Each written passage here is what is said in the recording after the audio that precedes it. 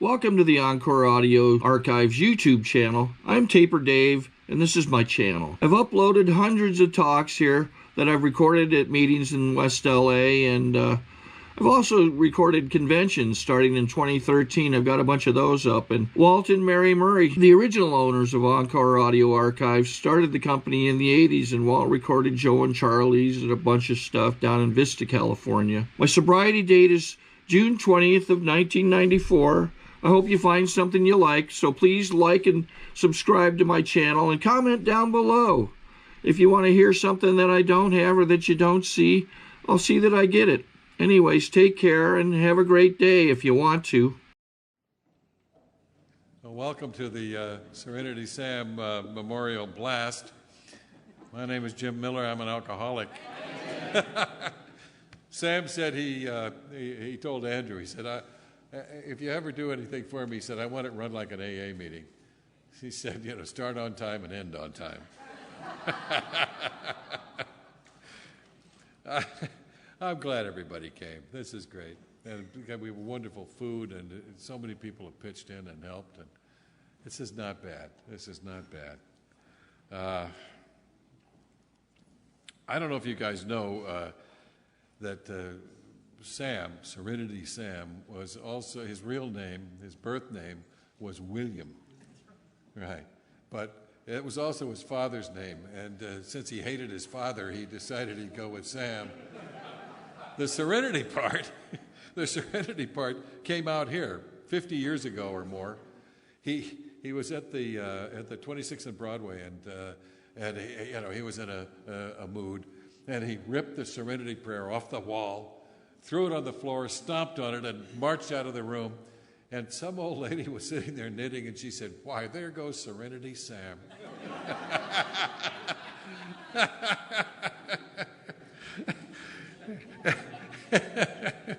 In those days, there were guys, and you all remember, some of you old-timers, that there were a lot of monikers. People had nicknames, and Count the House Charlie and that kind of thing. There was a lot of those people. Sam kept that tradition up back in Richmond, where he was living, and he had his closest friend was Willie of the Weeds, and his other guy was it Louis from Under the Bridge? Jimmy from Under the Bridge. That's it. That's. I love that. I don't know what he called me. Sam called one day last December, and Jerry called me, and he said, I want to come to L.A. to croak. And we said, okay. And we got it. He wanted to be around us. He wanted us around him. And I guess I can tell that story about what happened. Is he was really sick when he got here. He came in on Christmas Day, late Christmas Day, and he was sick as he could be. He was. We were waiting for him at the airport, Jerry and I, and they brought him out in a wheelchair, and he was in tremors and spasms. He was really shaking like crazy, and his lips were blue, and he was obviously really, really sick. And I never saw anybody drive so fast as Jerry did. We got him, my God. But we got him to St. John's, and they took him in a heartbeat and took care of him. He had 104 temperature. He had pneumonia. He was a sick guy. He wouldn't have lasted another couple of hours out there, certainly not in Indiana. But they revived him. They got his temperature down. They got him conscious, and he could talk to us, and everything was pretty sweet. And a couple of days later, thanks to Jackie was such a help. My God, we really couldn't have done it without you, Jackie. Truly, she was, what a terrier. She went after those people and made sure they did their job and took care of him. And she'd never met Sam. That happens a lot. Where's the guy who was cutting fruit? Yeah, he got a hip replacement, right? He was out cutting fruit. Never met Sam. That seems to be something that we do around here, and it's our better selves, I guess. Anyway, about Sam. Sam really was the funniest man I've ever known. He really was, and he was irascible. He was irreverent. and he was the scourge of people who were stuffed shirts. I mean, we know a few, don't we? And and I think he kept that particular one sober, or at least kept his head at a reasonable, recognizable size. I know that Sam had two great passions, and that was Alcoholics Anonymous and music.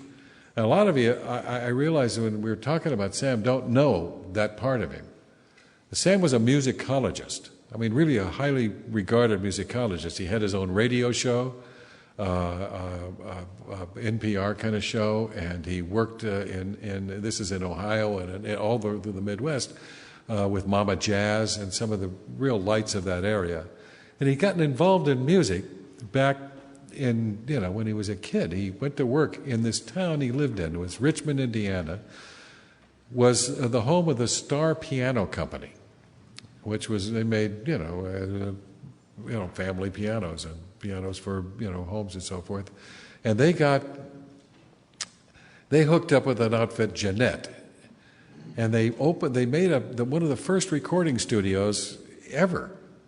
And they were down in this big gorge, and there were trains that would go by while they're recording. They'd have to stop. And it was in those days that they started recording. And the nice thing about Indiana has a history of tolerance. They were the terminus of the Underground Railway back in slave days. Guys would escape and come there, and they'd take care of them and get them up to Canada where they'd be okay.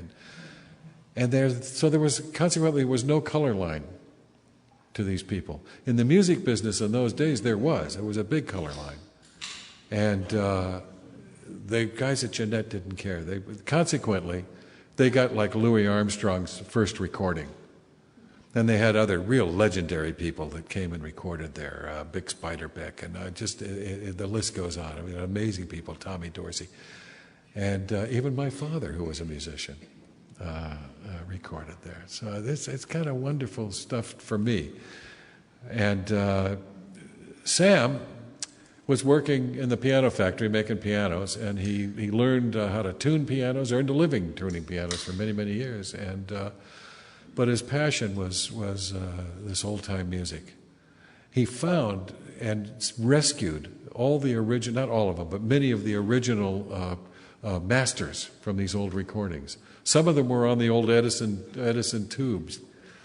And he nurtured these things. He got them cut. He wanted everybody to have them. He didn't want people to forget. And they started a foundation back in Richmond. It's still going now. They're even putting a walk of fame from, have all the old Jeanette recording artists, and there's a big plaque for Sam they're putting in, which is absolutely correct. He was on the board of directors. He drove that thing for a long time, and he was a real hero. Most people don't know that about him, especially out here. They know him as the funny guy who talks, but he had a lot going on. And I got to know Sam through music, actually. I met him, when I first came in. And my great aunt was an opera singer, and I had some old recordings, and I heard Sam knew about that, and he just fell in love with it. And anyway, that started a friendship that's lasted all this time. And he worked also. Sam worked as a script doctor. He worked on all kinds of shows. He worked on some of the credits he had or didn't have. They wouldn't give you credit. They'd slip him $100, or $200, and he'd come up with some jokes, or he'd fix a script. And then he was doing Get Smart, and he was doing those kind of shows on television. And Hogan's Heroes, he worked on that, and he would punch up stuff. He worked for the late night guys, and he did some work on Silverado and whatever happened to Baby Jane. Sam was, they'd call him up and they'd say, we're going to stop. And then he'd go over and do it, and they'd slip him a few bucks. He did all the shows. In the old days, we had AA shows at a place called the 6300 Club, which was down at the corner of Wilshire and Fairfax. That's where the Auto Museum is now. But then they had a place called the 6300 Club, and that was the big place where all the drunks went. And they had a stage, they put on shows down there, and Sam was in the middle of all that. And it was great years for him, and he remembers that stuff. And there may be a few of you in here that remember that too. He had a hell of a life. He helped so many people. Jesus, he helped a lot of us. He went back to Richmond. He was out here for about 30, 35 years, and he went back to Richmond because his mother was sick, and he had promised he'd look after her. His mother was really important to him. He couldn't hack his father, but his mother, was kind of special, and he used to send her Father's Day cards too, just so as you know, and and he kept, he did this, and in the end, he was my friend and my mentor. I used to say, "You're my sponsor, Sam," and he said, "No, you're my," and he was, but he was, and he was a guy I could tell anything to anytime. I could call him up in the night and say, I've got a bad thing going on or something's bothering me, and he'd be there with some simple, wisdom, get your head out of your ass, something like that. Something I need to hear. But when Jerry and I took him in the hospital, and Jackie arranged for him to go into this nursing home, I guess, across the street. Very nice place. Man, it was really nice. Woody was in there, and she'd helped him a lot. They helped Woody. And Sam got a private room, and Jackie made sure he got really good care. And, well, you did. God bless you. And then, in the end, it's kind of a sweet story. In the end, there were, I think, 6 of us. Isn't that right? There were, 6 of us standing around and holding his hands. On each side we made a little circle. We're all holding hands. And we said it's getting me. We said the Serenity Prayer. And when we said the last words, he breathed his last breath out, soft and sweet. That's right then. And then we stood around the bed for another hour telling jokes about Sam and old Sam stories. That doesn't happen a lot, where you got a dead body there and a bunch of drunks are standing there telling stories. But who would have loved it.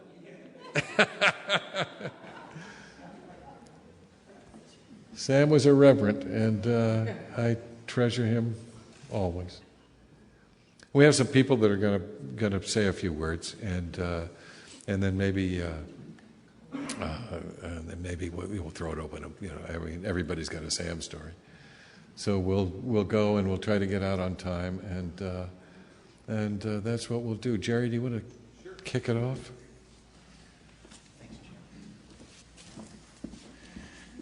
My name's Jerry. I'm an alcoholic. And I want to really thank you, Jim, for putting this on today. Let's give Jim a big round of applause. Also, Ken Cross, who worked with Jim, and everybody that put this together. It's a beautiful thing. Let's hear it for you, Ken, and the team. As Jim pointed out, I was in New York City, and I called Sam. I said, "How you doing?" He said, "Jerry, I want to come out to California to croak." And that is just a classic line that only Serenity Sam would say.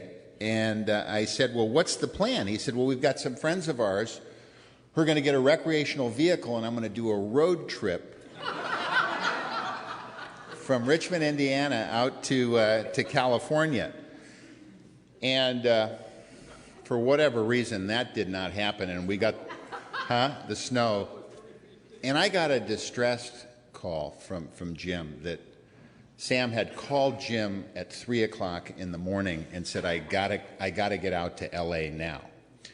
And Jackie Keller, who I didn't really know that well prior to this, I said, "Jackie, I really need your help. We got to get him out here. He's got very little runway left, and he wants to die in California." So she got all of his medical records, and everything was submitted to St. John's and then to the Arborview Convalescent Hospital.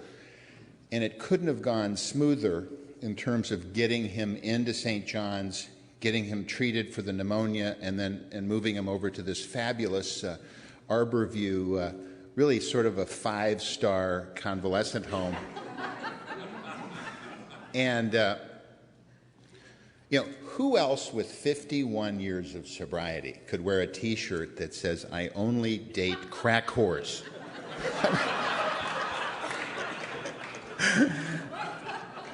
Only our dear friend Serenity Sam. What a classic. And I met Sam 30 years ago as a newcomer in Alcoholics Anonymous, and he was so kind to me. He was one of the original pioneers of Venice AA. And I can remember taking strolls with Sam along the boardwalk, and I can remember going to his apartment in Hawthorne where he had floor-to-ceiling, wall-to-wall records.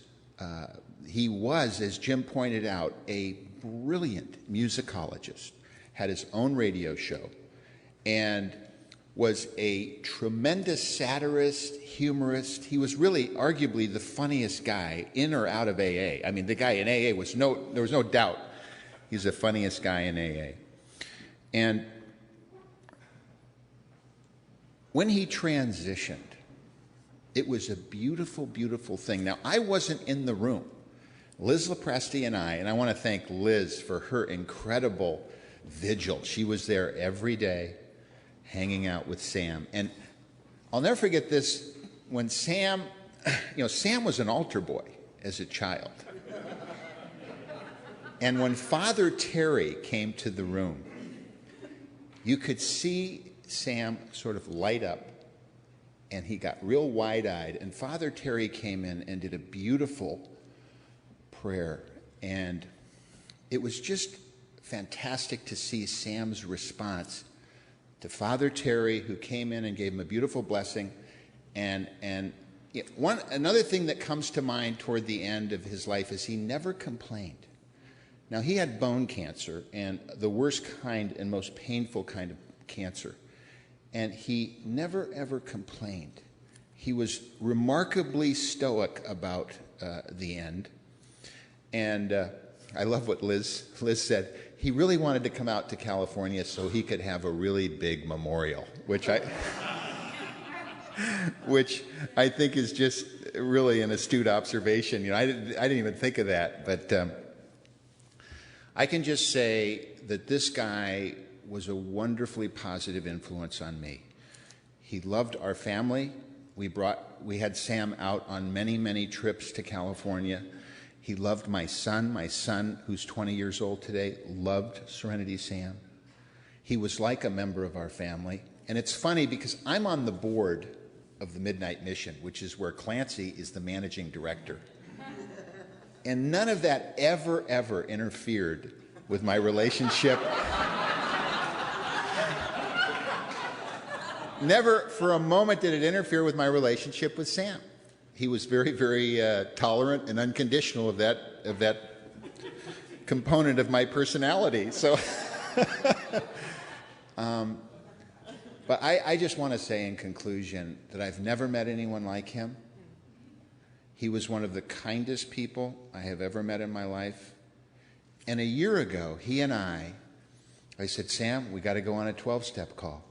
He was out here. He was taking chemotherapy for his prostate cancer, which had spread, and he was not really that well.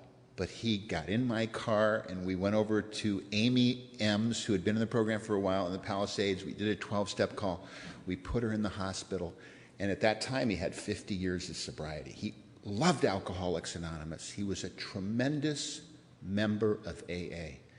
And he spread a message of hope and humor around the world. I mean, Serenity Sam is known all over the world. A friend of mine, Michael Little in London, said, wouldn't it be great to have, like, the dueling banjos? Clancy Imislund Sher and then Serenity Sam.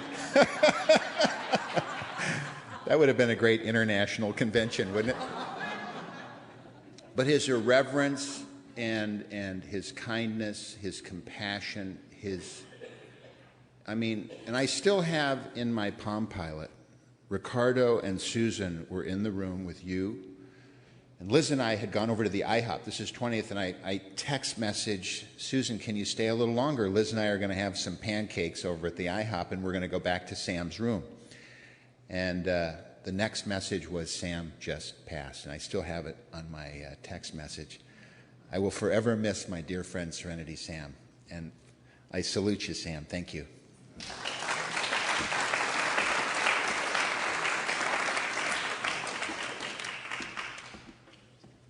Well, how about Liz? Huh? We get all that. Well, you know, it was that last week of Sam's life and being at that, really it was a 4-star. The first thing I said is, this is where I want to go, and I wanted to take donations. You know, you have to be thinking of yourself. And I loved that. And Jackie, you were unbelievable. But it was a privilege, just such a privilege to be a part of, being a part of someone's living is glorious. Being a part of their dying is, there aren't words for it. It's such a unique, magnificent experience. Sam, when the boys had left the room and it was just Sam and I, he looked at me and he said, Liz, I want out. I want out. I said, I know you do, Sam, but you obviously really don't want out now because you're here. And when you really want out, you'll go. And he said, no, I want out. And then he said, this is a little irreverent. Imagine that, something Sam said being irreverent. But he said, and don't tell me that God has more work for me to do. Because if that's true, and then he gave the finger up into the sky. And I said to him, Sam, I don't like to lecture, but it's not a good idea on your deathbed to give God the finger.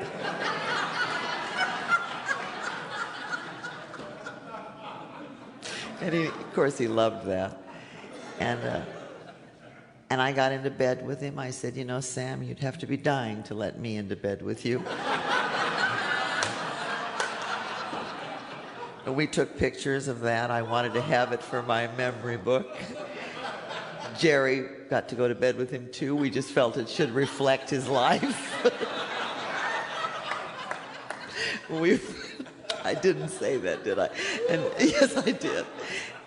And I took pictures of that. And the other thing about Sam that I want to talk about is his love for Lauren. He loved you so much. He loved your mind. He loved your wit. He loved your dedication. And he loved laughter. That man loved laughter. If laughter is tears turned inside out, then Sam converted so much of our really deep tears into joyous laughter. In so many rooms, everywhere, absolutely everywhere, he used his humor for healing, for laughter. And we do heal with the laughter. And afterwards, this is really awful, we not only stood around for an hour telling Sam's stories, but we put on his favorite music, and forgive me, Kathleen, but Jerry and I danced. Because we somehow felt, and that's the only reason Jerry would have ever danced with me either. Sam had to be dying. Anyway, Sam he had the softest skin, I want to tell you that too. He had did he, Jackie? Baby skin.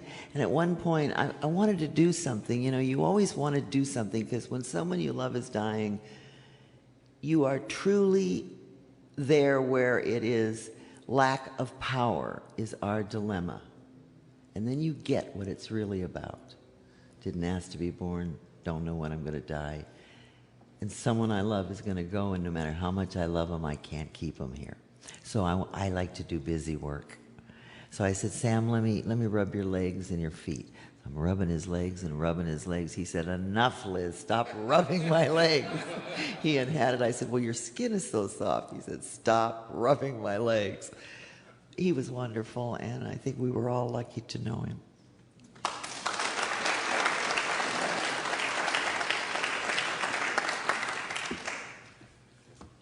Lauren, the object of his affection.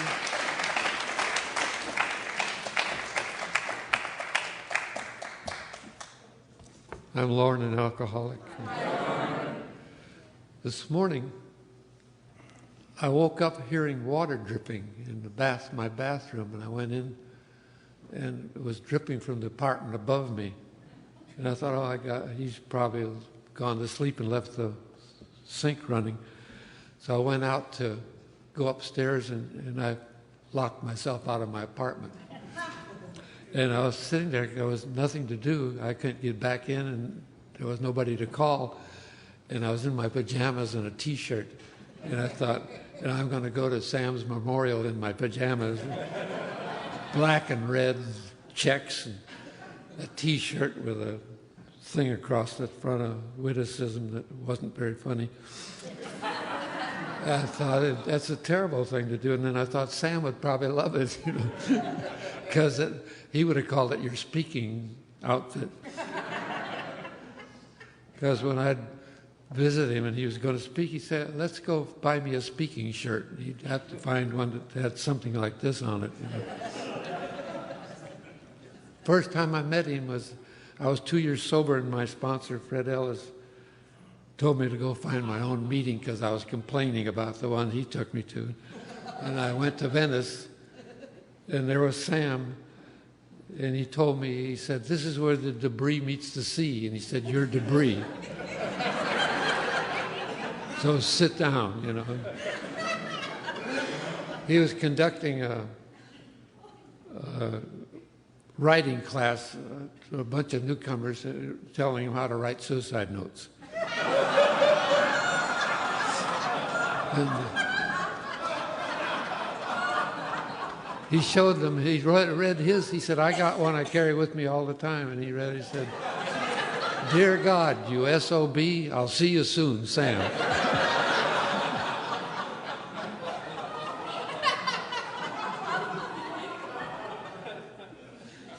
And I called him, fall down. The last thing he said to me, I called him, he was at the hospital, and thank you, I'll put it up there. And he said, go to a meeting and don't drink. That was his last words. His first words were, I'm a piece of debris, and his last words were, take yourself to a meeting and don't drink. I used to go visit him every October back in Indiana. They had a thing called, I forget what they call it, the Germans with the beer. Oktoberfest, yeah. And they had a parade down 4th Avenue. They were cooking bratwurst all over on outside grills. And his mother she fascinated, Stella. She was a wonderful, and that's where he got his wit from, I'm sure, because she had the sharpest, most sarcastic humor. She'd sit on her porch and tell me all about the people walking by, And she was something else. But we'd go to that thing and go to meetings. And I loved he introduced me to Mama Jazz, and I went and I answered. They were having a fundraiser, and I answered the phone for them. And it was fun just going to see him and do his radio show. I used to go, he had Sam's Place, a radio show at Miami University in Oxford, Ohio. And then he had another one in Indiana, in his own hometown, at the little college there. Sam's Place was his thing. But sometimes Mama Jazz would call him and say, bring some records over for the fundraiser, and he'd go through his collection. And the two of them were always at each other, humorously, but they'd give little snips to each other about their taste in music. And of course, his was back in the 20s. He was something else. He was a great guy. He was my last sponsor, and he wouldn't let me call him sponsor. He said, call me and share your idiocies with me. He said, and I want to call him every day now, so I still do, because I used to call him all the time. Sometimes he wouldn't say a word, he'd just listen to me. Then, as usual, he'd say, go to a meeting and shut up. And other times he'd tell me to do something more pleasant, like when he moved back to Indiana, before he went, he said, I want to go visit the redwoods. And he got a car, and we went up the coast and went through all the redwoods up around San Francisco area and back. And he spoke at several little towns. I used to always speak at Santa Maria and Santa Barbara and places like that. And back in his hometown, I used to love to go back and visit him. And he'd take me on rides to the back roads. And we wouldn't see another car for hours. And I told him, when I go home, I'm going to tell him we drove for 2 hours and never saw another car, and he ain't going to believe me. But they had diners back there, and the food was absolutely magnificent. He knew where all the best diners were. He took me to Annie Oakley's hometown, and there was a diner there. He said, makes the best sausage sandwich in town. And it was. They cooked, everything was homemade at the diners. And there was one place called Miller's, a restaurant in Richmond that I just fell in love with. And the owner died, and his family sold it because they didn't want somebody to use the same name and not match the quality. And he sent me a piece of silverware from there. It says Miller's Cafeteria on it. He said, this will be worth $1 million someday to collectors. Because he knew I loved Miller's. I used to go there all the time. And all the senior citizens in town hung out there, because they used to go there for meetings and hang around. But the food back in there, I remember his mother, he was an excellent cook. I don't know if anybody knows it or not. He was a good cook. And his mother used to have big parties all the time for her age group people she used to work with. And she'd tell him, one time she said, I want a round meatloaf. He said, I haven't got a round pan. He said, I don't care, I want a round meatloaf. And somehow or other he came up with it. I took a picture of it, I have it at home. And he was cooking, it was good. And he was cooking one day chili in a big pot. And I said, there's only 3 of us, what are you doing that? He said, open the back door. And I did. And he said, sit down and wait a few minutes. And it was about 20 minutes later, 5 guys showed up. They said, we smelled it all the way downtown. And he called them, his babies, he called them the juvies, the juveniles. He said, juvies are here to be fed. And they always showed up at his house because they knew he'd feed them. And he was an excellent cook, he was. On Midwestern type food, meatloaf and mashed potatoes, stuff like that. But he was a wonderful, wonderful friend. I just was in love with him so much. And, I don't know. The best part of me is what part of him rubbed off on me. That's the best part of me, I think. Thank you.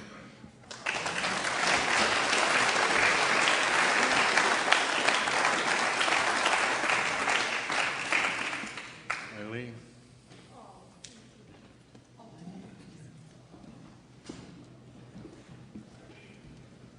My name is Eileen, and I'm an alcoholic.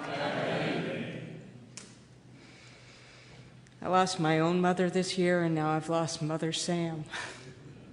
And I don't even remember why I called him Mother. I don't know that it was for his maternal qualities. I think it might have been the first part of a two-part word, but I'm not sure. Anyway, but I used to call him Mother, and Sam and I weren't so close in the last few years, and I don't even think anything happened. We just weren't. But he was my sponsor for a year, from 1982 to 1983, at a time that I really needed a sponsor like Sam.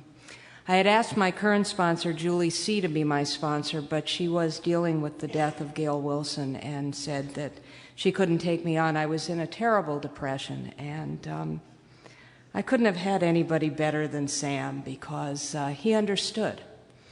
You know, other people would say things to me like, you know, go to a meeting, you know, you can choose to feel any way you want to in 20 minutes, you know, and they didn't understand how I felt, but Sam did. And I remember one particular day I called him up, and I was afraid to leave my house because I was afraid that I would hurt myself. And he was living down in Hawthorne with the Princess Louise in the apartment, the woman who used to run Westwood office, and he said, "Can you get down here?" And I said, "I don't know." And he said, "Well, try." And he said, "If you can't get all the way down here, call me from a phone booth." There weren't any cell phones. He said, "Call me from a phone booth, and I'll come and get you."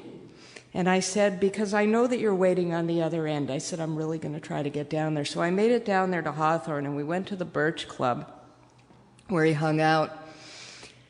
And his solution to my problem was to have me sit on the front lawn of the Birch Club with him while he set a photograph of Bill Wilson on fire.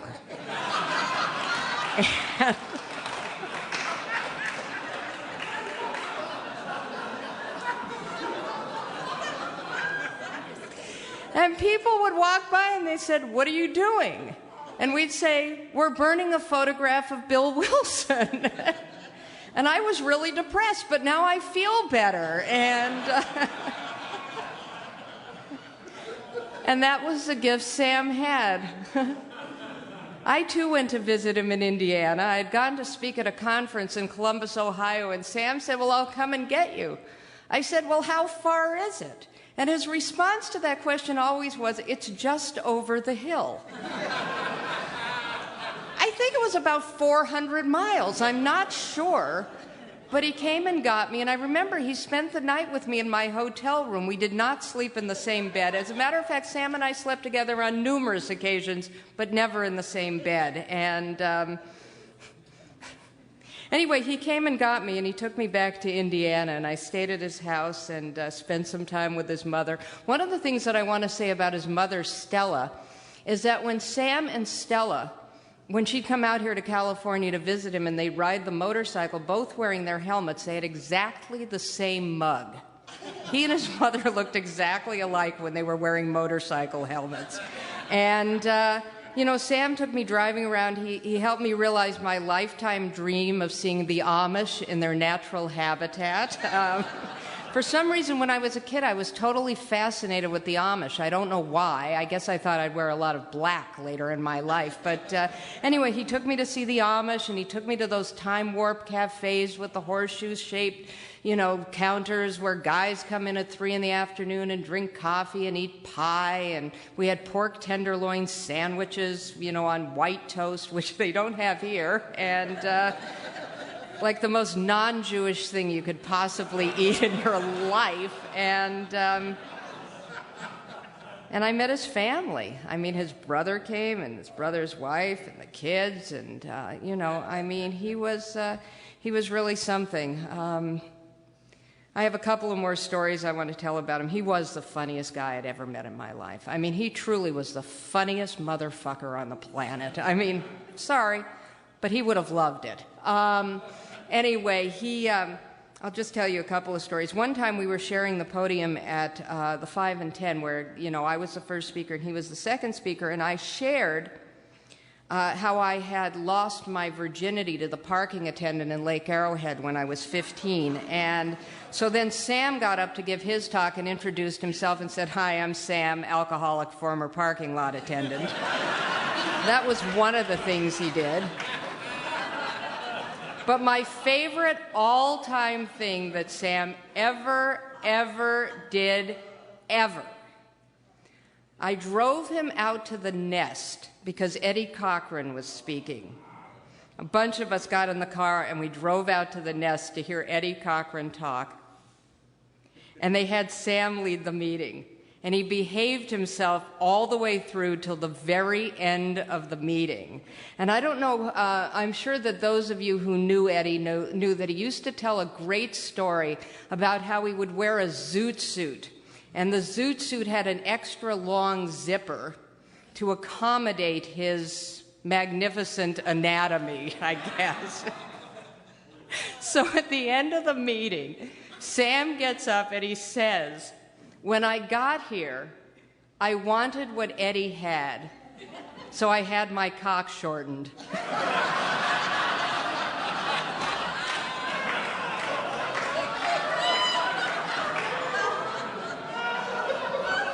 Eddie Cochran started to laugh so hard. He laughed all the way through the Lord's Prayer. He laughed the entire time that people were thanking him. He was beside himself.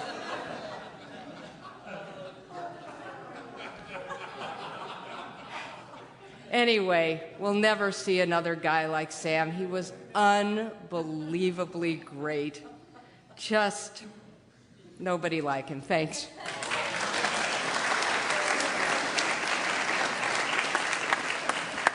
Jesus, Eddie Cochran and his 2-foot zipper. I remember that. Riley, you want to say something? Yeah. I identify with Sam. My name is Riley. I'm an alcoholic. Thank you for asking me, Jim. Jim's my hero. Last time I heard him speak, he was at... He spoke at a meeting over on Vine Street at the Bliss Cafe. Anyone who speaks at the Bliss Cafe is my hero. I think the longest sobriety there is about 5 minutes. It is an exciting meeting. And Jim was great. I love Sam. He was totally, I have a couple of things I didn't want to forget. I'm at the age now where everything I say is the truth. Because that's the only way I can remember what I said. I used to lie a lot up here, and no, not really. Not often. But Sam was, there's so many things mentioned up here identified with. The one about, Sam was a depressive too. He was a total depressive. I remember once he went down to Joe's in Laguna with his depression. He slept in the backyard in a tent. Another time he went over to Gail Wilson. Gail Wilson gave him a room and a bath, and Sam arrived and exited through the bedroom window. And so a few years ago, when I was diagnosed with clinical depression, I called Sam naturally, and he said, "Well, just remember the prayer that'll help." I said, "What's that?" And he said, "Dear God, why me? Where's mine? And fuck you."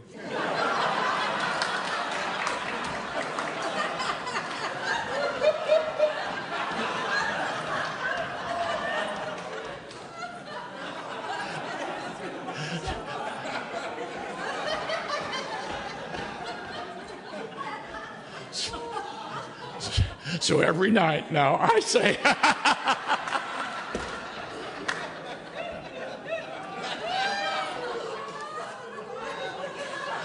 I was an altar boy too, Sam. And not a damn priest touched me. I was never molested. Anyway, and I'll never forget them. Forgive them.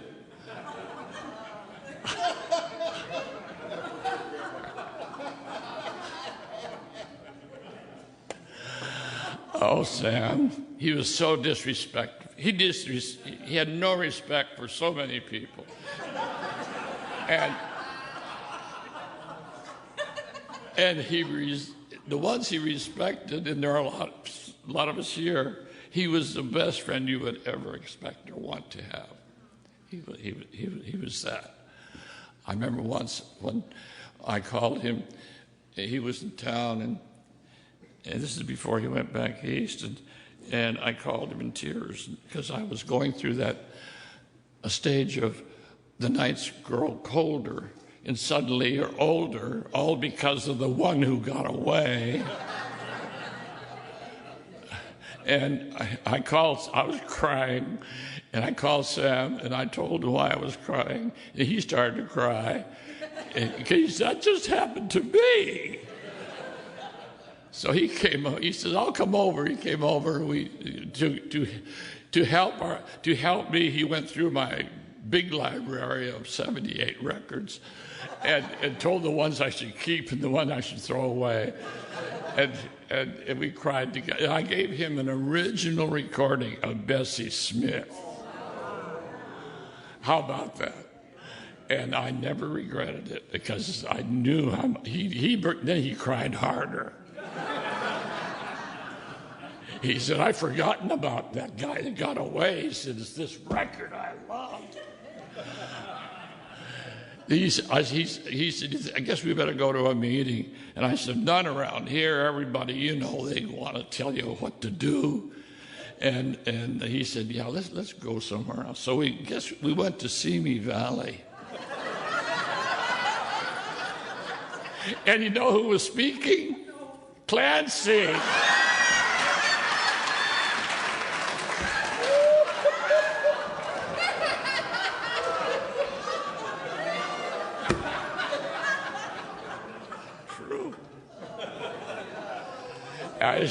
I said, "Oh, God, Sam, look who's speaking." He said, "Let's go out in the parking lot and turn the car on and sit by the exhaust." I said, "Good thinking." Can you imagine Simi Valley? Oh, dear. We had such good times together and sad times together, and whenever you wanted to laugh or cry, he was available. And I didn't get to see him when he was here because I was going through my 90-year ailments, and I'll be 90 this year. You ready for that? And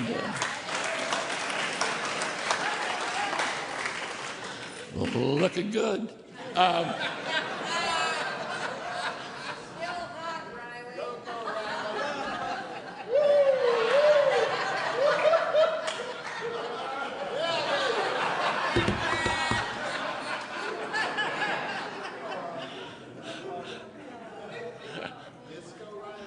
Yeah, you know it. Right on, hon.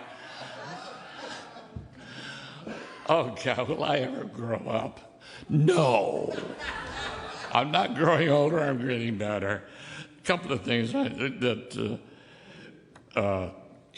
Frank, well, he died too.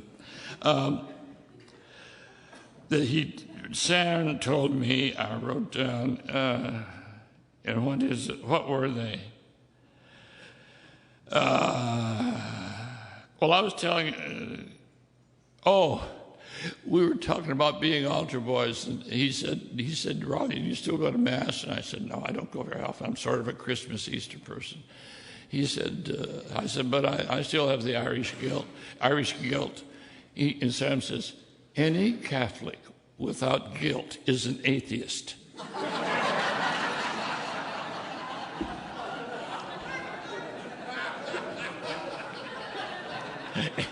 Any fellow Catholics in the audience?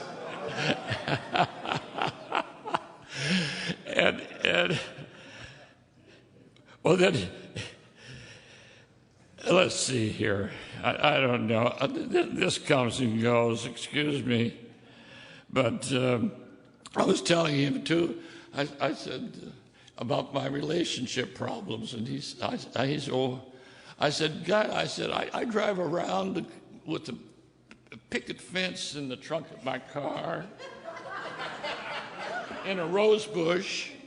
No one gets it. I want to be with someone.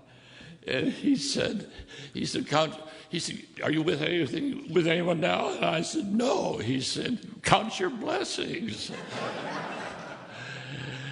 He said, he had as much problem. Anyway, we won't go into that. But he said,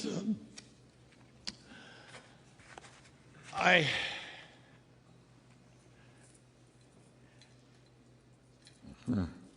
going to miss him.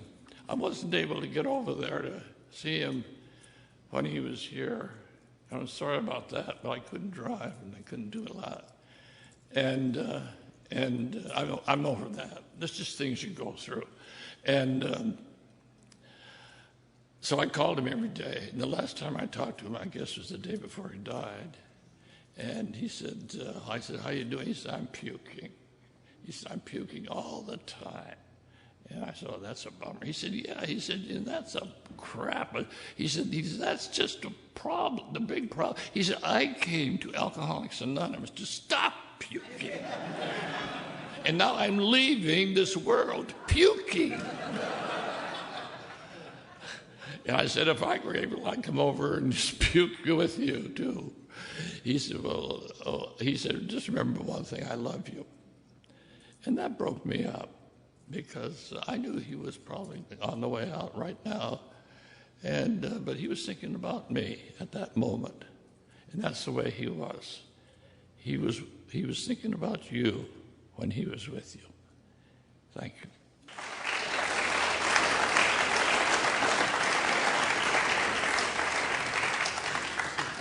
John, do you want to say something? To obtain additional copies, receive a free catalog of AA and Al-Anon talks, or to find out about our tape and CD of the Month Club, call Encore Audio Archives at 1-800-878-1308, or visit our website at www.12steptapes.com. Yeah, this will be nice.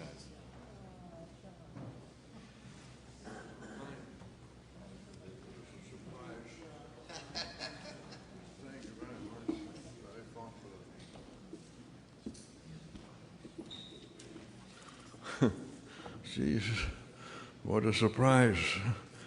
My name is John Ackerlin, and I'm an alcoholic. And, you know, Sam and I and my wife, Karen, we have really been friends for over 45 years.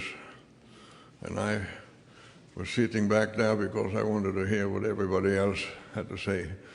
You know, and the last, I have 2 episodes I'd like to share with you that some of you don't know about. But in the last 5 years, when Sam came out from Indiana, Gary was nice to drive Sam down to Laguna Beach, and we went out to have dinner together. And I tell you, I advise you, if you like to go to dinner with Gary Shumalis. It's always 5 stars, you know. But anyhow, this episode, Sam had a dear friend that was a very, very known movie producer. And this movie producer should go to Europe and film and be gone for about 6 months. So he lent Sam one of his, I think he has 14 cars in his driveway, and nice cars. And they said, you can borrow one of my car and have a good time while I'm gone. So Sam went down to Mexico, and he went to, he was there for 3 months in Mexico, just bumming around. And he didn't shave for 3 months, you know. And then he should come back to home here again, and then he thought, I'll go down to Laguna Beach Canyon Club and have a cup of coffee before I go up to Lauren and Riley and so on. So he drove down to Laguna Beach, and he was on Laguna Canyon Road. And he drove a little erratic, so there was an ambitious cop that pulled him over. And so the cop came down, and Sam lowered the window, and Sam, he hadn't shaved for 3 months. He had a T-shirt on, it says L.A. County Jail.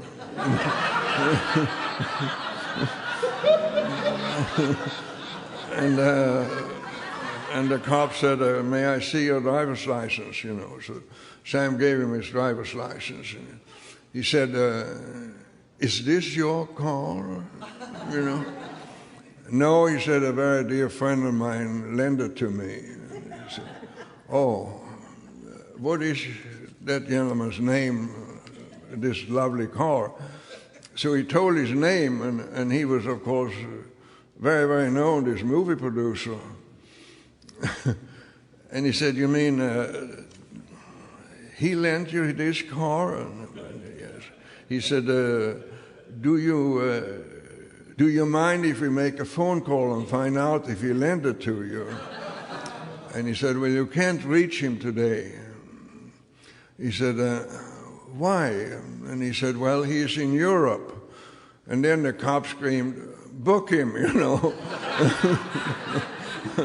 And he took him down to the Laguna Beach County Jail and started to make some phone calls, you know, and found out that this was a true story, you know. I just thought it was incredible, you know, but it was typical Sam. And we spent many conventions together. And I had a passion for American jazz. You know, I grew up in Sweden, and I grew up with Duke Ellington and Billie Holiday and Count Basie and Louis Armstrong and so on. And so Sam and I, we had this passion. And then classical music,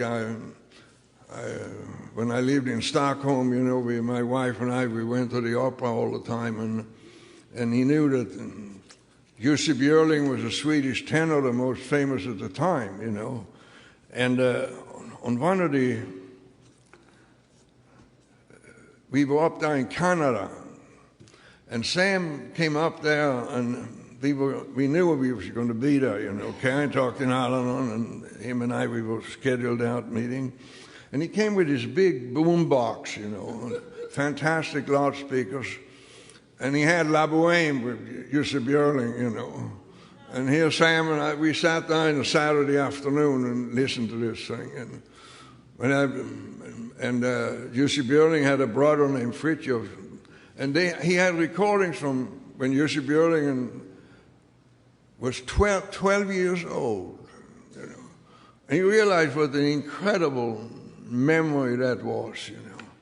And, you know, and I know that you all have incidents with that, with Sam, you know. And I love his sense of humor. You know, the last few classics, I think, when he said that this newcomer, he sit in this meeting for the first time, and then at the end of the meeting, the newcomer put up his hand and he says, well, you guys, you have really sold me on this program, and I promise you this, in 32 days I will have 30 days of sobriety.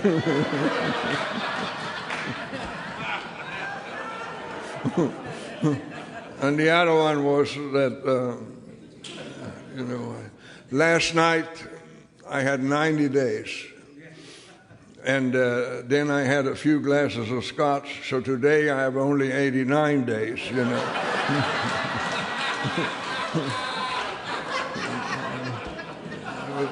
It was typical Sam. You know, it was incredible. And I tell you, when he used the four-letter word, it didn't sound like profanity to me. he is incredible. And my wife and him were dear friends, and my wife is a writer. And she wrote in one of her stories, to be loved is sure like living in a state of grace, you know. And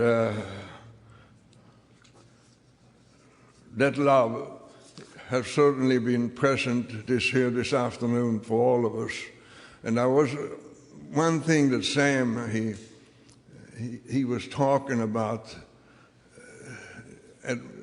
when his father was dying in his sister, and that there was somebody standing in line, you know. And I tell you, we are standing in line here to show how much we love Sam Meier and what he has done for us in our lives in all these wonderful years. God bless you and thank you.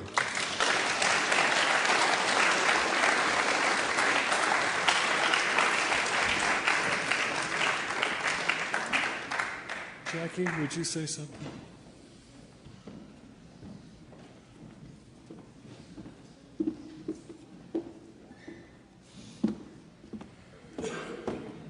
Jackie, alcoholic addict. Hi, y'all. What an extraordinary life this man led. And what an extraordinary opportunity to spend time with him, if only for a moment. I didn't know Sam. I had exchanged maybe a couple of sentences with him prior to Jerry calling me Friday before Christmas.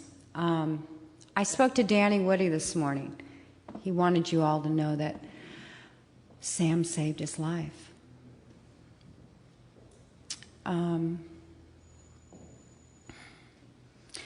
So Jerry called me and asked me if I could help facilitate getting Sam out here. And like I said, I didn't know him, but I knew of him. And I was surprised when I came into the hospital room the day after Christmas in the morning, and he was shy. He was very shy. And I wasn't certain if that was just his nature, which I found really odd for an alcoholic, or whether it was because he was going to spend time with me as his advocate, somebody that he didn't know. Perhaps the most vulnerable time in his life. But he let me in, and he let me help him. And you know, I didn't know him, but I feel after the time that I spent with him that I have a bond with him that's absolutely eternal. The last words that Sam spoke to me were very funny. I told him that I would give him a manicure. I had promised him I would come in and clip his nails. So I came in the night after we had all decided, Jerry and Liz, Jim and I, that we needed to increase the morphine because he was in pain. And I came in that night with my little setup, and he was out of it.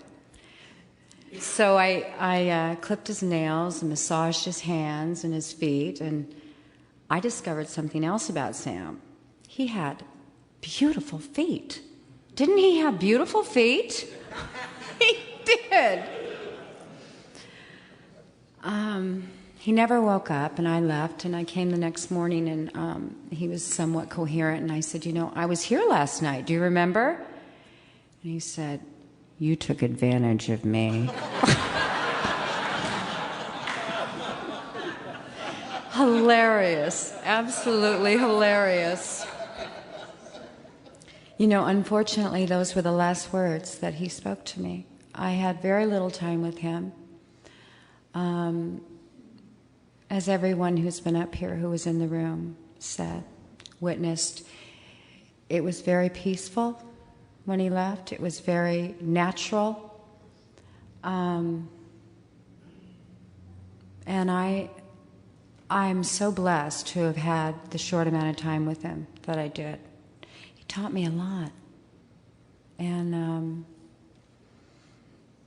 he was Serenity Sam to the end.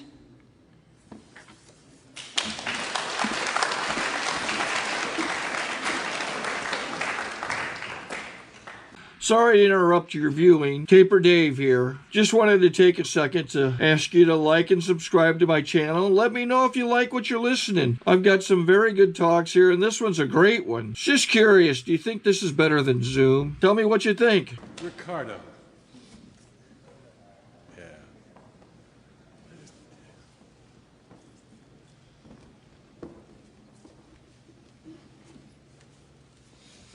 Yeah. Ricardo, an alcoholic, and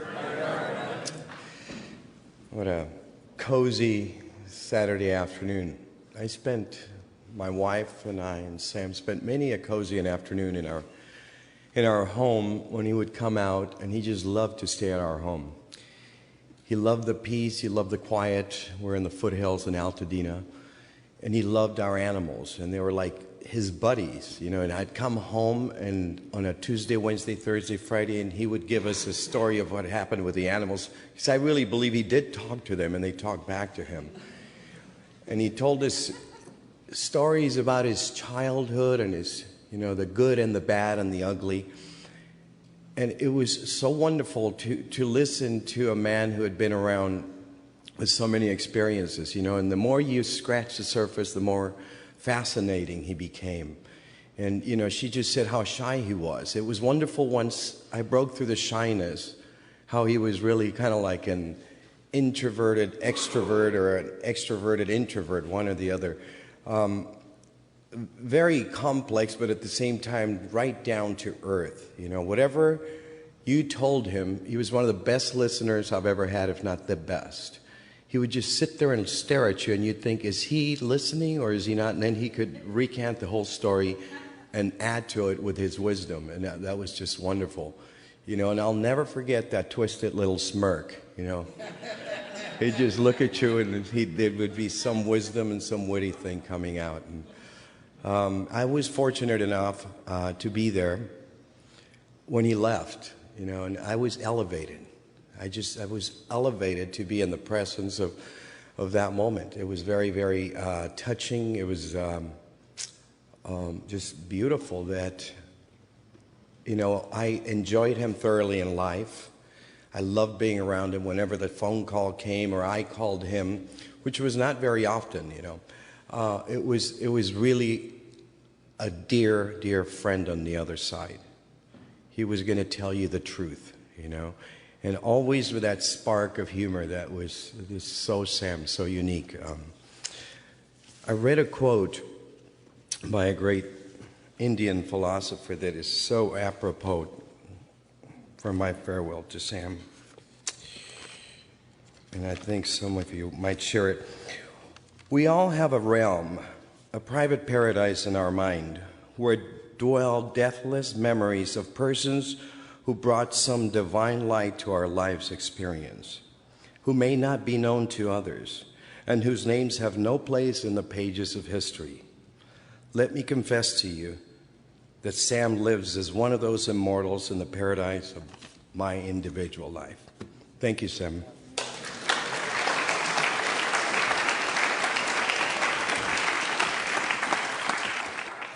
Pretty cool stuff. Thurb, have you changed your mind? Good, thanks.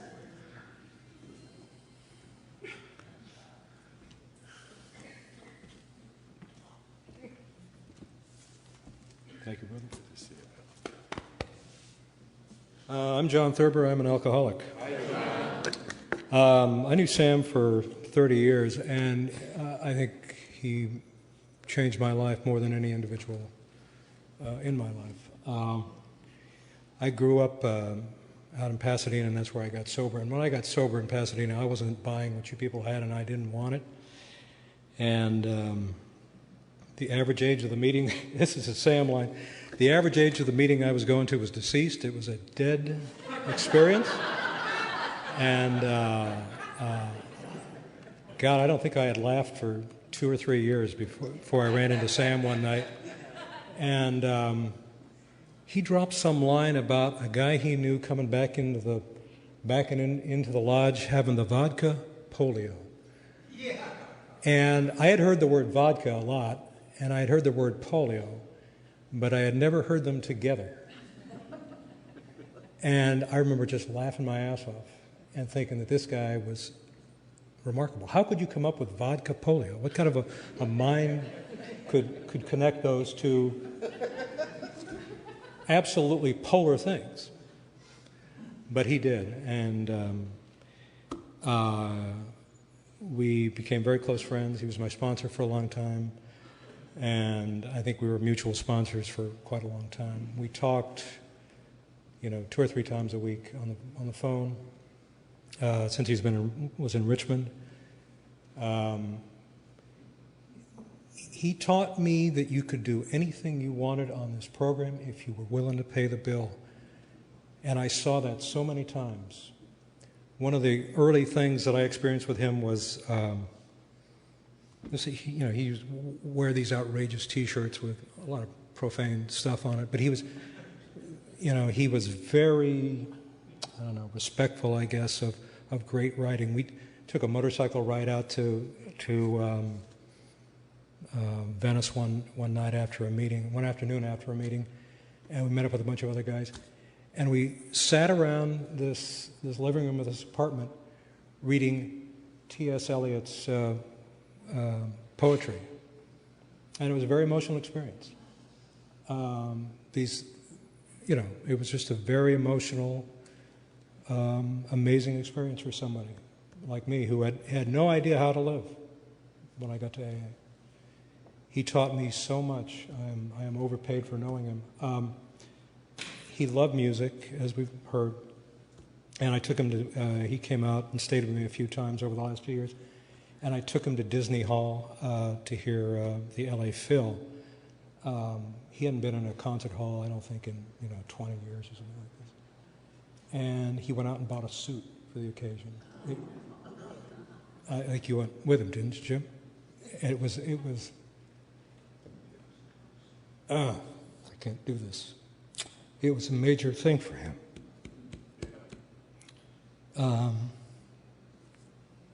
I loved him more than anybody I've ever known.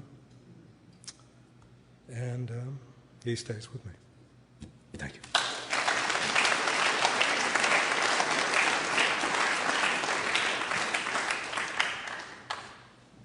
We didn't get out here on time. Well, we're going to get a little loud. We're doing okay. Jack, do you want to say anything? I'll try. Okay.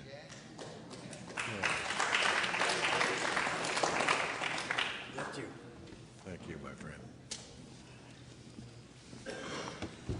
I'm Dirty Jack. Dumb alcoholic.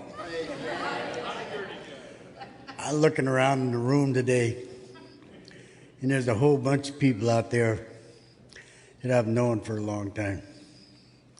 And the thing is that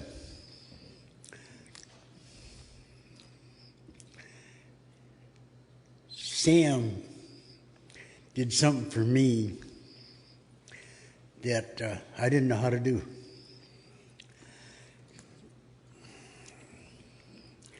He taught me how to live.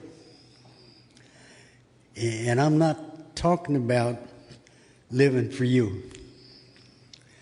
He taught me how to live for the only person that I care about. And I'm not putting any of you down.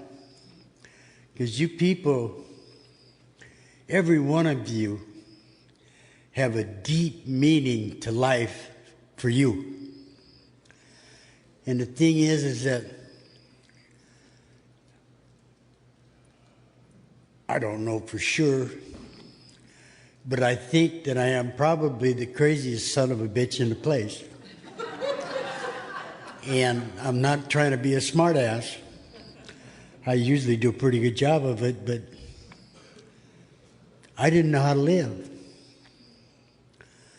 Yeah, I'm not talking about breathing, because I knew how to breathe, and I knew how to be angry, and I was probably the angriest SOB that you ever met. And I was walking around and I was looking at you and I was finding fault with the way you dressed, the way you looked, the way you did your hair. I don't care what it was. I found fault with you somehow because I was walking around feeling less than. Not less than you good people, but I was less than the worst drunk that was standing outside the meeting. I felt less than that. And the thing was that Sam took me, and he took me by the hand, and he says, "Come on, I want to show you something." And he brought me over to his garage where he lived. And he brought me in the garage. And he said, "Sit down, relax."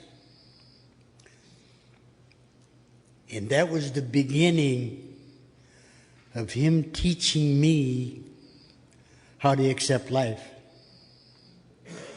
And I'm not talking about giving me a whole bunch of stuff.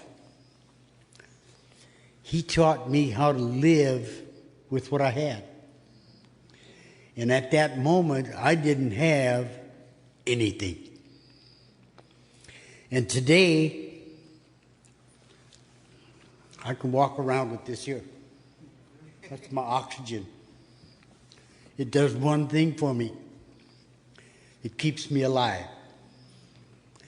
And the thing is that I don't know how he would do it. And I don't know what way he would make me be when he did it. But I don't need that oxygen. And I don't need help from any of you.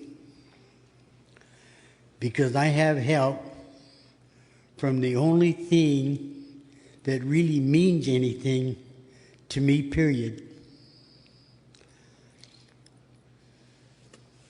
And it's up there.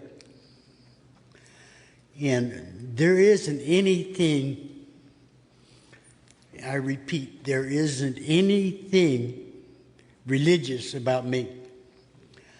I'm probably the craziest whore you ever met. And the thing is, I get somebody grinning out there. Thing is that the 12 steps of Alcoholics Anonymous are not a path to learn how to be good. They're a path into you that you've never been before. The program of Alcoholics Anonymous introduces you to the human being that you are. And when you come to the program, if you came like me, this is if you came like me. I came to the program of Alcoholics Anonymous and I did my best to hide who I was. Because I didn't want any of you to know me the way I was when I came to the program of Alcoholics Anonymous. And the thing is, today, this day here, this day right now, I don't care if you accept me or not. I have been given a gift. When I walked through the doors of the first meeting of Alcoholics Anonymous, I was given a gift. And I had no idea that it was a gift to me. I was given the gift of sobriety. And I did not know anything about how to live it. I did not know what it meant, where it meant, how it went. I didn't know anything about sobriety. But when I began to learn what was down inside of me that I was hiding with every fiber that I had, I was truly hiding it because I didn't want you to know how I was inside. And how I was inside was very kind and very sweet. And that was the last thing in the world I wanted you to understand. And I came into the program of Alcoholics Anonymous, and I had both of these up. Not one, but both of them. And I was doing that and hiding behind it. And I got on the program of Alcoholics Anonymous, and I was given the 12 steps of Alcoholics Anonymous, and I was afraid to learn how to do those steps. I was afraid of it. And I was afraid that I'd become sweet and kind, and every one of you would hate me with a passion. Today, I really don't care what you think about me, because I have been given a gift. And I have been given a gift, and they call it sobriety. And I don't call it sobriety. I call it acceptance. Because I have been accepted in a manner that you people will never understand. And I'm not talking about the jacket or the lack of or any of that stuff. I'm talking about how I feel down inside. And I'm proud of me, but I don't show you that. I am sort of more like may irritate a few of you people. But the thing is that the good Lord gave to me the program of Alcoholics Anonymous. And when they gave me the program of Alcoholics Anonymous, they gave me a life that I didn't understand. And it took me years to figure out what the heck was going on. And today, I can't tell any of you anything about the life of Alcoholics Anonymous. It's time.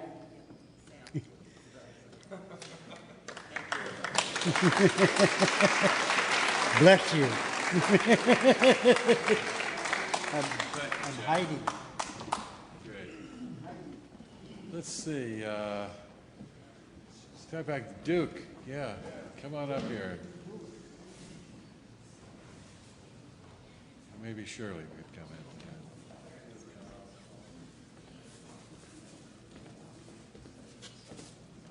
Hello, Jimmy. How you doing? My name's Duke. I'm alcoholic. Thanks, Jimmy, for doing this. A lot of laughs. Laughs are the medicine for our souls, and a lot of memories. Life has memories for which the rest of life is lived, and this afternoon I will not forget. I was close with Sam. I still think he provides a little direction in my life. I was late. I'm walking up here. I've never been to this church, and I said, Sam, is it to the right or left? I went to the right and walked into this wedding with a lot of nice young people, and I said, these sure don't look like my folks. And my friend Ricardo called this morning, do you think we ought to wear a suit? I said, to Sam Meier's memorial? I said, I think he'd appreciate my trying to wear my wife's high heels better. Sam did for me, and he didn't save my life so much as he got me laughing, and it was 32 and a half years ago. I'd been sober 6 months, which was 5 months, 3 weeks, and 4 days longer than I thought I could make it. And they made me, that little pageant made me the coffee maker at the Arroyo. And it was still about an hour before the meeting. I'd made my coffee. And my mode at the time was, I'm not drinking, goddammit, you can't make me happy. And I didn't know who was speaking, nor give a goddamn. And up pulls this red Cadillac convertible, great big son of a bitch. And this guy parks down at the end of the parking lot. There were just a few other cars, and I thought, because the week before, see, they'd kind of made me the sergeant at arms. The week before, we'd had a guy in the parking lot doing the goose step back and forth with a Nazi uniform on and a rifle. And I went out and I said, well, he was going to take his cake, he said. See, this is long ago. It was 75. And we didn't know crap about drunks. And like somebody said, the average age was deceased. I was young then. And I told the guy he could take a cake if I could have his rifle, because people were asking me, is it loaded? I said, shit, I don't know. We'll find out. That was the week before. Now, I walk out in the parking lot, and I lit my Pell Mell, and I see this guy walking back and forth with sweatpants on, a T-shirt, a black vest, and his screwy cap. I thought, well, this ought to be good, too. Jesus Christ. And the first thing he said, is that Suicide Bridge? I said, yeah. And it was. He says, he said, what's going on in there? I said, this is, you got a drinking problem? He said, no. I said, well, this is Alcoholics Anonymous. Come on in, you meet some nice people. And I went back, I didn't know who he was. I went back in and tended to my coffee and thought, well, let's see, if this guy goes off the bridge, I could contact Norm Alpy. We could get my boys from Compton and have the car parted out before sunrise. This might work. I was getting sober. I liked it. And so I sat down and started listening to Sam speak and started laughing. And he had me laughing for the next 32 and a half years. I spoke to him often. We were very close. We shared a lot. When I was sober a year, I was amazed that I'd made it a year, so I bought myself a present, a birthday present. It was a gorilla suit. So the next time Sam Myers came out to Pasadena, now the gorilla is 32 years old now. I've got a reasonable facsimile of his son. This was the whole suit, but this is just the head. So when Sam came out and spoke in Pasadena, I walked in with the entire gorilla suit on, and I had a sign that said, Sam Myers' mother-in-law.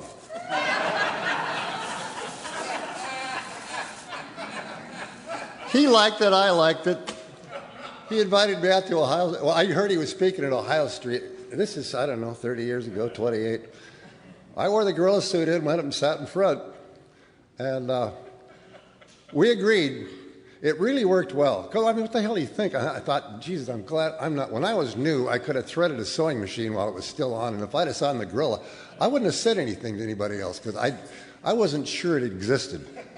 Lauren's laughing because he remembers. I'm with Sam 2 days before he dies. And that was it, yeah. Who somebody referred to it. Father Terry was there. Terry and I went in together, and I'm with Sam a little later, and a guy walked in named Joe C. Joe, and he said, "Oh, I know you." I said, "Okay." He said, "You're the guy when Sam spoke in South Pasadena about 15 years ago.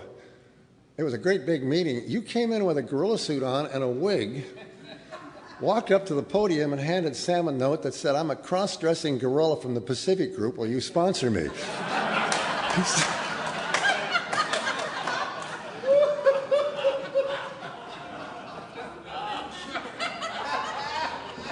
Sam added dimensions to that. We are not a glum lot, and it's good to see you, John. When I first heard you speak, we were both younger men. You used to have a business up on Date Street in Alhambra. Anyway, life has its moments for which the rest of life is lived. And this afternoon, is one of those times. I will miss Sam Myers, as my friend Dr. Sam said. You really miss him, don't you? I said, yes, I'd like to call him, but I'm glad he's out of his suffering. I'm grateful he's out of his suffering, because he added a lot to my life. We said we co-sponsored each other. We agreed that between us there might be a program. He was irreverent, and thank you, Raleigh. I've heard a lot about you, but I've never heard you speak. I also was raised Catholic, and that's not a complaint. I'm no victim. My mother wanted me to be a Catholic priest or a concert pianist. True. She was an Irish mother. I ended up playing in a whorehouse in Pahrump, Nevada. Boogie woogie. It was the early 60s. Sam came down to my house. I live in San Clemente, and I took him down to see Joe Quinn when Joe was at a rest home, and he's gone out. And Joe also was a reverend. Joe, I call Joe as I knew, God as I know him's right-hand man. And I'm going to include Sam in that, because he added a lot of joy to a lot of people's lives. And we're not a glum lot. Sam proved that. I remember taking Sam in to the rest home, and Joe was in bed. He'd leave the bed, and we'd roll him out, and he'd get his pell-mell going, Lord, right to the end. And the first thing, when Joe Quinn looked at Sam, he said, what do you say, fatso? That was the way they did. I will miss Sam and his humor. And right to the end, he just never quit. What you saw was what you got. I remember saying to him, Harry standing there, and he was throwing up. I said, well, you look pretty strong, Moyle. That's what I call him, the Moyle. And he says, well, I've bench pressed that 300 pounds in my life. Pretty good for a fairy, huh? I said, Jesus Christ, Myers, you're dying. Anyway, I'm a lucky guy to be here, and I'm glad to have heard you right. I heard so much about you and Eileen. It's like I knew you folks. Anyway, thanks for asking me to speak, Jimmy.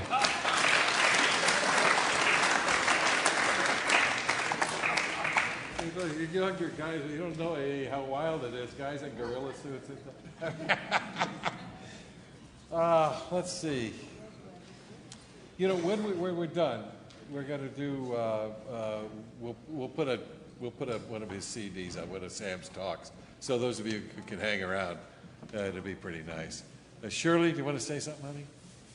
Thank you, but I didn't know Sam that well. I worshipped from afar. I'd like to leave all right, there, dear. but I did worship from afar. It's okay, honey. Thanks. Sure, come on.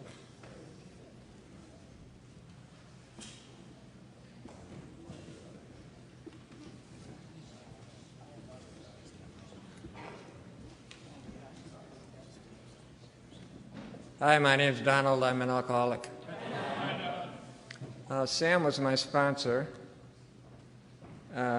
My first sponsor when I came into the program in 1975. And how he became my sponsor was kind of funny. I lived right off of Hollywood Boulevard in La Brea, and on Monday night there was a big meeting at the basement of a church on Gramercy, and so that was my first meeting, and I went there, and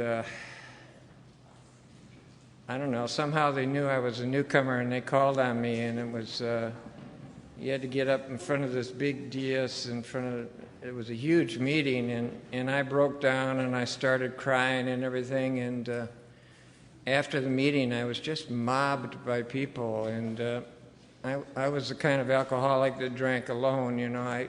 I managed to get rid of everybody in my life so I could drink alone. And so when I got all this attention at the meeting, I got real frightened, and I didn't know whether I could ever come back to another AA meeting. But the next day was Tuesday, and I got home from work, and I was still sober, but the walls started closing in on me, and the clock started ticking backwards, and I knew that if I didn't get out to a meeting that I was going to drink again. And so I called Los Angeles Central Office, and this guy answers the phone, and I says, I'm looking for a meeting in Hollywood. And the guy says, hello, Donald, how are you?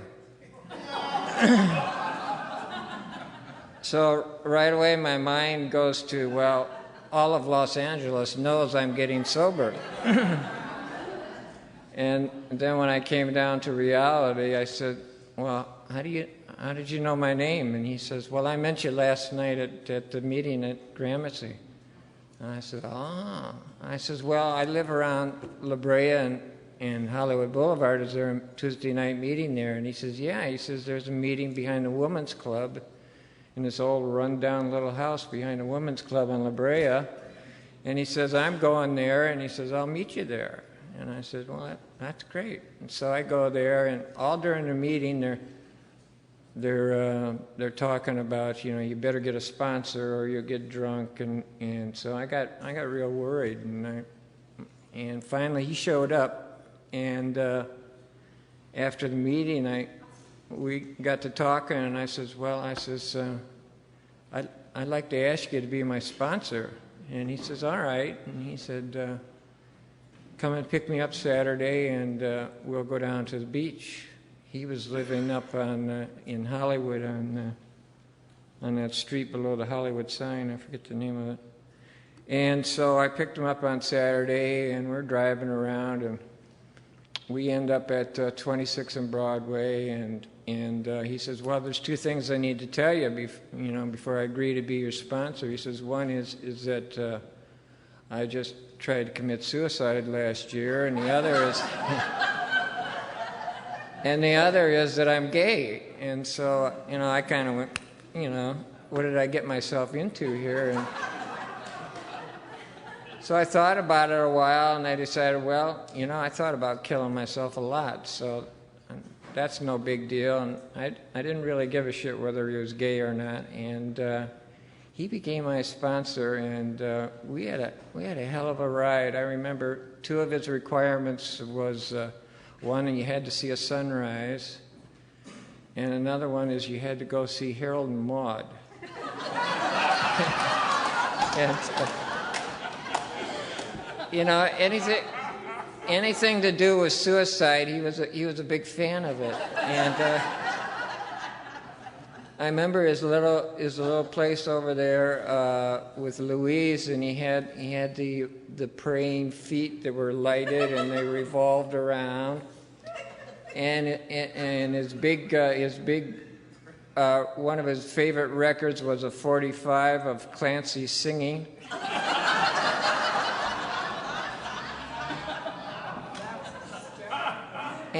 And one of his duties in AA was to do the music for the dances, and I had a tape recorder that he really loved, and I had a car, which was real important. And so every Saturday night I would chauffeur him to a dance and bring my tape recorder along, and he really introduced me to music. And I thought I knew a lot about music until I hung around him, and then I really learned a lot about music. And I guess the biggest gift that Sam gave me was that he taught me how to be sober and have fun doing it, and that's a blessing. Thank you.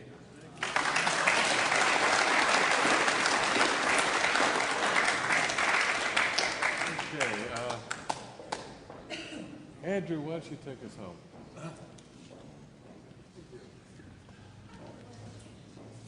I'm Andrew McCollum, a grateful alcoholic. Sam invited me to speak at a kind of tri-county AA get-together in Indiana. And when he met me at the plane in Indianapolis, I thanked him for inviting me to come out. And he said we couldn't get Liz Lepresti. I spoke at the place, and then I spent a magical night with Sam where I love jazz, and this house of his was just records everywhere, on the stairs, on the kitchen table. But he had control of his control room, and I would say, God, what is that wonderful Gershwin song that Lee Wiley does with Bobby Hackett backing it? And he'd play it immediately. He was able to find it and put it on. And we spent one of the most wonderful nights of my life just doing this. I'd like to say on behalf of the people A lot of us didn't have the time with Sam that the older people did. How wonderful it was to hear all of your sharing. It was illuminating and wonderfully funny and moving. And there are people here I heard speak who were old-timers when I came in, and they're still here today and speaking, and it was wonderful to hear you.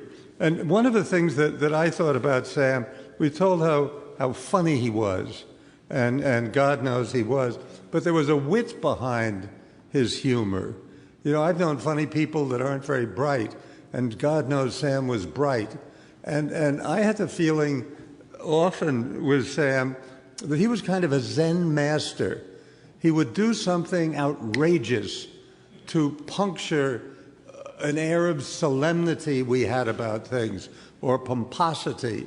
And when you'd go away, you'd see the program clearer, as if he had really polished off those glasses. When I got on the plane to leave, I thanked him, and he handed me CDs he'd made of all the records that we'd play that night. And he said, if you're at my memorial, you tell them it's an AA meeting. It starts on time, it ends on time, and if Clancy shows up, shoot him.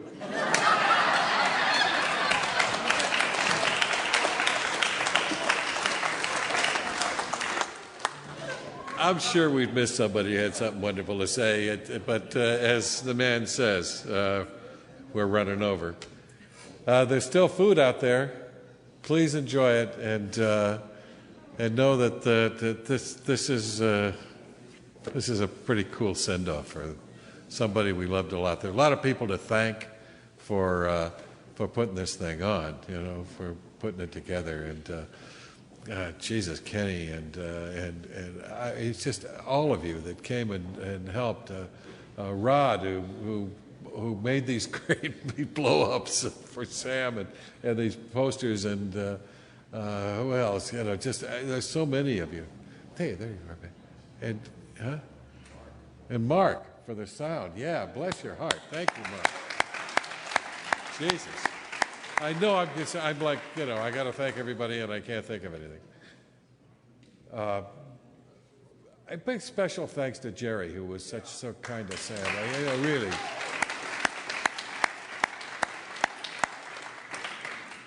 Quiet about it, supportive. Randy, my son, who spent time back there with Sam and I, we drove back there together, and we were having a rough time at one point, and he said, well, send Randy back here.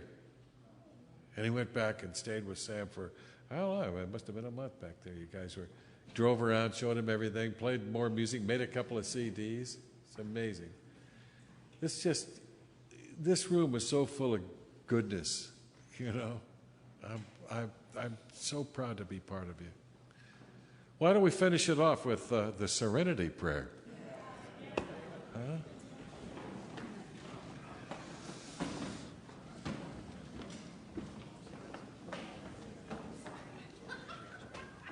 Oh yeah, you young Starkers, maybe you can come and help us put the chairs away and clean it up in here.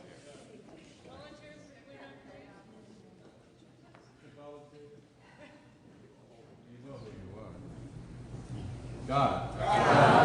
Grant me serenity to accept the things I cannot change, the courage to change the things I can, and the wisdom to know the difference. Amen. Keep on the path it works if you work at it.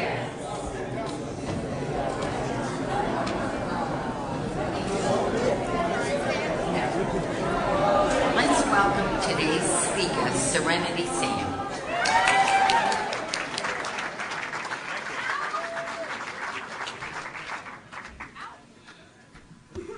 Hi, I'm Sam, an alcoholic. I also smoked a lot of non-habit-forming marijuana I was addicted to. I noticed that most of the people that we get coming in today, the drinking they did was while they're driving around looking for drugs.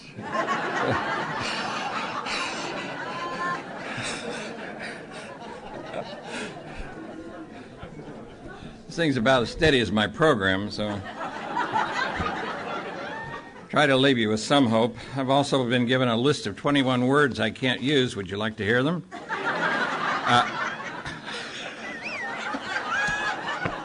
Love to make the secretaries nervous. Yeah, that's where. What's he going to do now? Okay. Why are we frightened of words? Yeah, I'm more frightened of human beings than I am of God or anybody else. Although I've never met God, I tried to leave you with some hope today. I've been sober one hell of a long time, but some days I still act like a newcomer. I really do. Not too long ago, I was in a meeting, and I must have looked pretty bad. Some guy from out of town who didn't know me came up and tried to 12-step me. And he was new, and he needed the work, so I let him do it. Why not?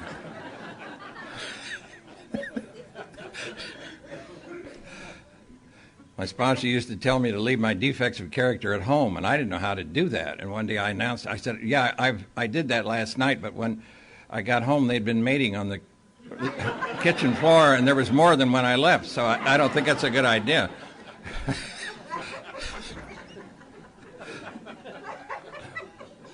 I come from a family of alcoholics, and there's a few who don't drink. They should, to keep up with the rest. My earliest memories are of my Aunt Bessie telling me bedtime stories, and she only had 2, and she was drunk all the time, and she would say, "Do you want to hear about the time your Uncle Louie was a bootlegger or when I was a whore in Peoria?" So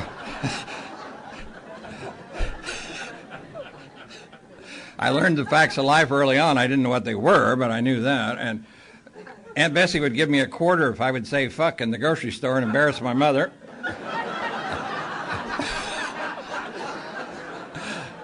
Got $1 if I said it in church. So earned my first money that way.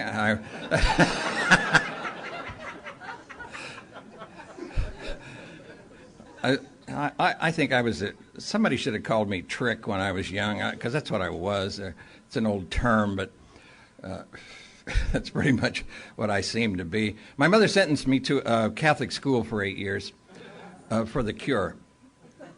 It took 2.5 years for me to say yes, ma'am, and no, ma'am. Up to that time, it was up yours, and I ain't gonna, and I taught those nuns a lot of new words. And they were busy every day with their beads, and I knew they were praying for me because I was going to burn in the fires of hell. I'd already been warned about that, and I thought, well, it can't be that much different than our Saturday night fiascos at home, so it didn't frighten me that much. My family is totally insane, most of them. And I've been one of the lucky ones to have found Alcoholics Anonymous and found a way to go where I'm able to stay on the streets, because you see, I don't like jails, and I don't like penitentiaries, and I don't like mental institutions and things that I have been in reluctantly, and that's what happens to us. Now, when I got out of the Catholic school, I had stayed in the family business, which is stealing, and I got sentenced to a reform school, and while I was in there, I only did just a few months, and then I got out, but I went through puberty while I was in there, and I got out. I was nothing but a horny little kid loose on the streets with nothing but a hard-on and a bad attitude, and no place to put either one. And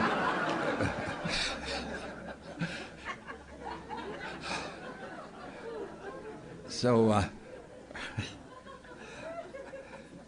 I promptly started dating and dancing all over the place and carrying on. And by the time I was 16, I was married. I was a father. I didn't know how the hell it had happened. I still don't know how it happened. Man, what a mess. And not so much has changed. I was in a I was in a meeting about a year ago, and the girl next to me says, "You know, I used to be an evil fucking bitch." And I thought, used to be? That's a shame, because thought if you were this, that's what you were now, I'd ask you to marry me. So the mind still wanders. I pay attention as much as I possibly can at meetings, and I do communicate with people, and that takes practice, because most of my communication with people consisted of, I was waiting for you to shut up so I could say something important. And my facade bumped into your facade. Alkies and dope fiends do not communicate except on a very simple basis. There's just very few words that need to be spoken amongst us. We don't know where the hell we're at most of the time. Well, I don't know how you people drank and used drugs, but that's the way I did. I told my sponsor, you see, I'm of an addictive nature. And he said, no, you're not. You're a pig. Translation.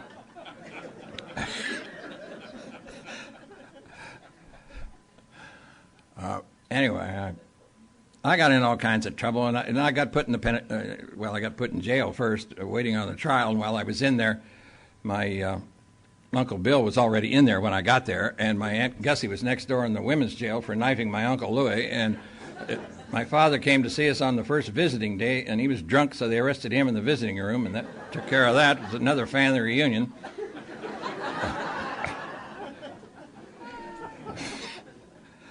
And I got put away for that little affair. And the sweet young thing I was married to had sense enough to divorce me and take the kid and move to Pittsburgh, and she's still there and happy and like that. And so I went through all the lies and the self-deceptions and things that come to most of us when something like that happens.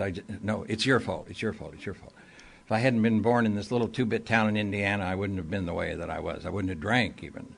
I just knew it was better someplace else. However, I never found that someplace else. I always took me along. I started to drink when I got out of the penitentiary, and I loved it, and I started using all kinds of drugs. I loved amphetamines because I bullshitted myself. They enhanced my intelligence. Yeah. All they did was speed up my mouth. So I had an amphetamine mouth and a Demerol brain and pouring booze in on top of it, and yeah, there he is, an adult.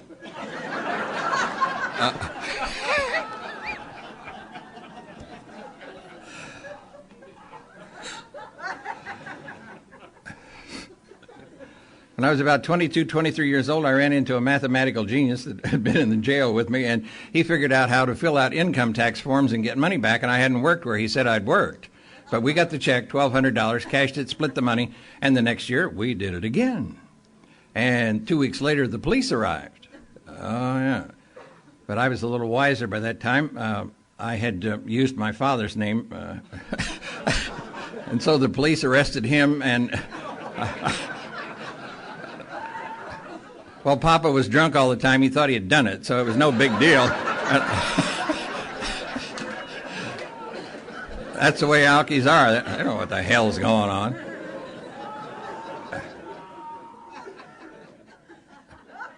I think we got a great talk going on here. Thanks for watching the channel. Taper Dave here. Just curious, do you think this is better than Zoom? Okay, this is how I prepare my drone for launching. I like to do it inside the cab of my truck so I'm not standing outside in the weather. To install the joysticks for control, up and down, right and left, powered on. I have an Android phone that I use to connect it to the drone with, and it's actually controlled through the iPhone through an app. Oops, wrong way. It's actually controlled through the iPhone, or through this Android phone through the app. It's actually controlled through the Android phone through an app, and you connect it through this short connection right here.